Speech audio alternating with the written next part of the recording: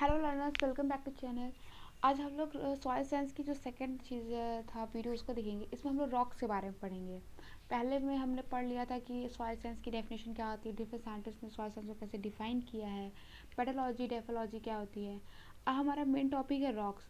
Rocks इसलिए पढ़ना जरूरी है, कॉमन सी बात है कि हम सॉइल जो है वो वेदरिंग के प्रोसेस द्वारा रॉक से बनता है, तो हम लोग रॉक्स पढ़ना जरूरी है। फिर मिनरल्स पढ़ना जरूरी है। तो सबसे पहले रॉक्स होती क्या है ना।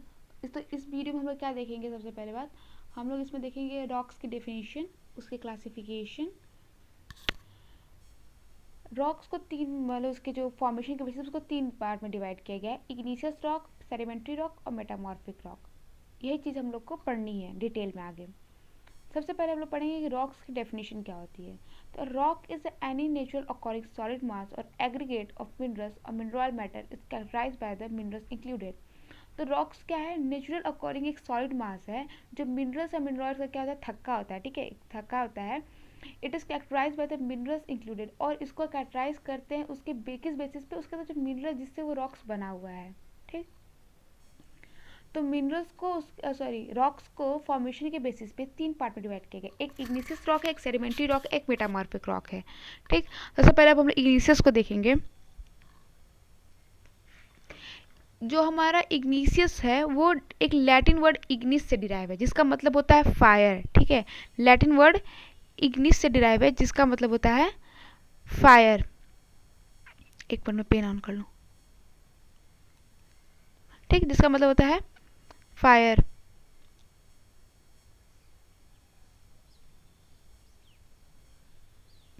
जिसका मतलब होता है फायर।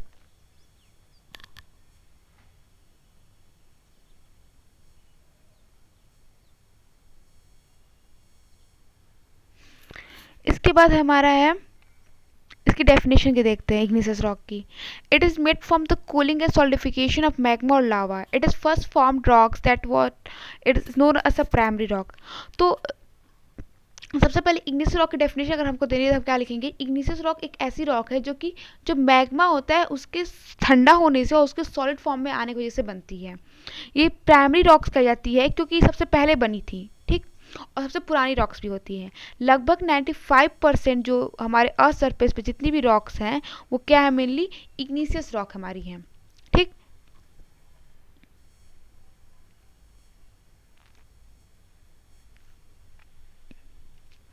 अब on the basis of formation, igneous rock को भी दो कैटेगरी में डिवाइड किया गया है उसके फॉर्मेशन के बेसिस पे।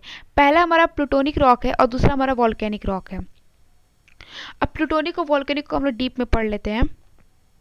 प्लूटोनिक रॉक की डेफिनेशन क्या होती है, वह रॉक्स ना जो क्या हो, मैग्मा जब क्या हो अर्थ सरफेस के अंदर ठंडा होता है तो उसको हम लोग क्या कहते हैं, प्लूटोनिक इग्निशियस रॉक कहते हैं। If magma gets cooled under the earth surface and forms igneous rock, then it is known as a plutonic rock.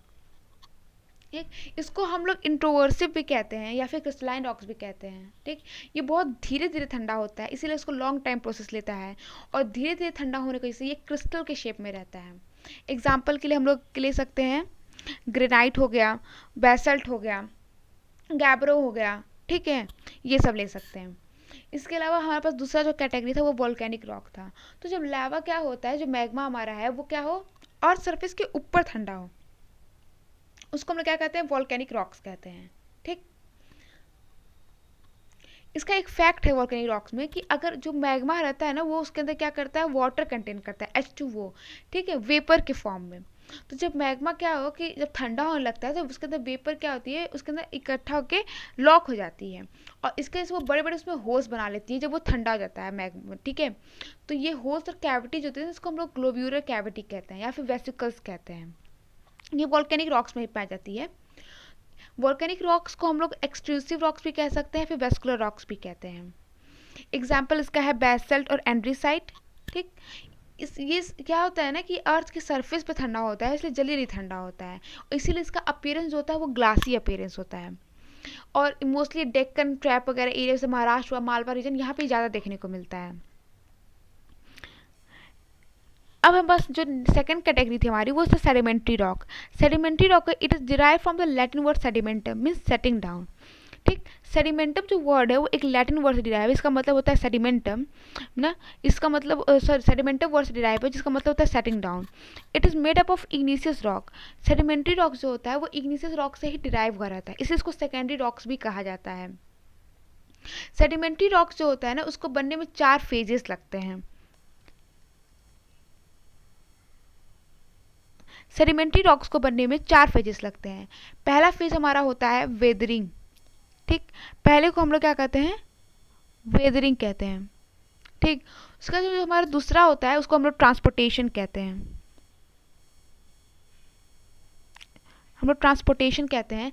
Next हमारा डिपोजिशन होता है, थर्ड वाला। और फोर्थ हमारा जो होता है डायजीनेसिस होता है। अगर पहले पॉइंट की हम लोग बात करें किसकी, वेदरिंग की, तो वेदरिंग एक any physical chemical or biological changes that brings changes in the original form of the rocks is known as weathering. Weathering का मतलब क्या होता है कि जब हम लोग क्या करें रॉक्स के ऊपर किसी तरीके से फिजिकल और केमिकल और बायोलॉजिकल चेंजेस को लाते हैं, उसके ओरिजिनल फॉर्म में चेंज हो रॉक्स, तो उसको क्या कहते हैं, वेदरिंग कहते हैं। और ये इग्निशियस रॉक पे किया जाता है, ठीक। फिर नेक्स्ट होता है ट्रांसपोर्टेशन। तो जब हमारे अब ट्रांसपोर्टेशन से क्लियर है कि वेदरिंग हो गए, नए पार्टिकल्स बन गए हैं।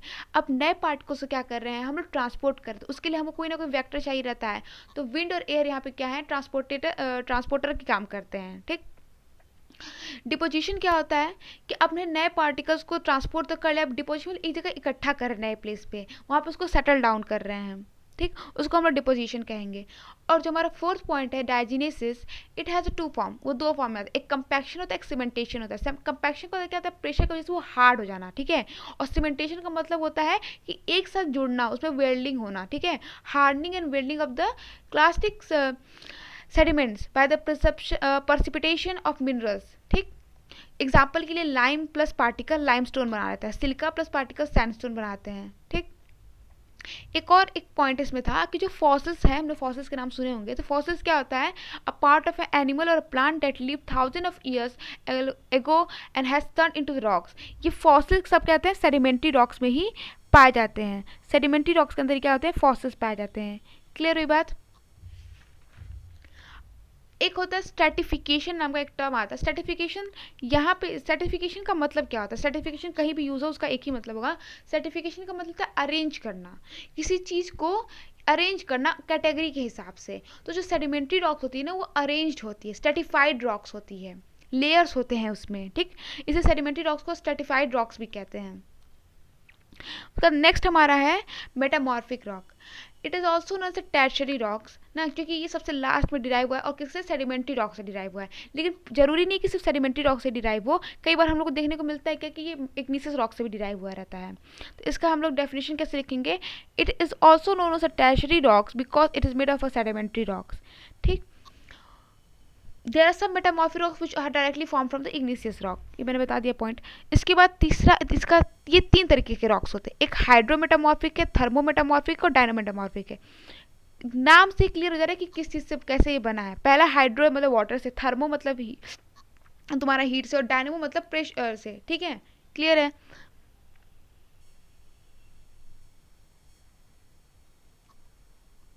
एक मिनट मैं इसका ये भी समझा दे रही हूँ, इसकी डेफिनेशन लिख लीजिए आप लोग। द हाइड्रोमेटामॉर्फिक की डेफिनेशन हो जाएगी, the type of rock which are form from reaction with water.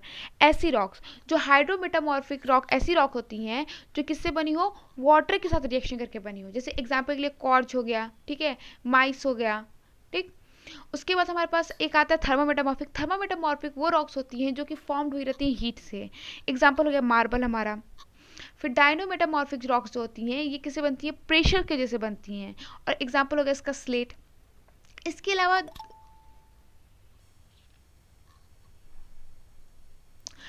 कोई खास चीज़ हम लोग को इस पर पढ़नी नहीं है रॉक्स में, इतनी हमारी एग्जाम के बेसिस पे इंपॉर्टेंट थी।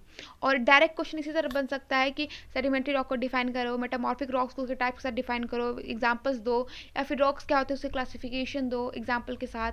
तो इस तरह के क्वेश्चन क्या होते हैं एग्जाम से बन सकते हैं। तो आज के वीडियो में इतना ही। Thank you. Like subscribe my channel.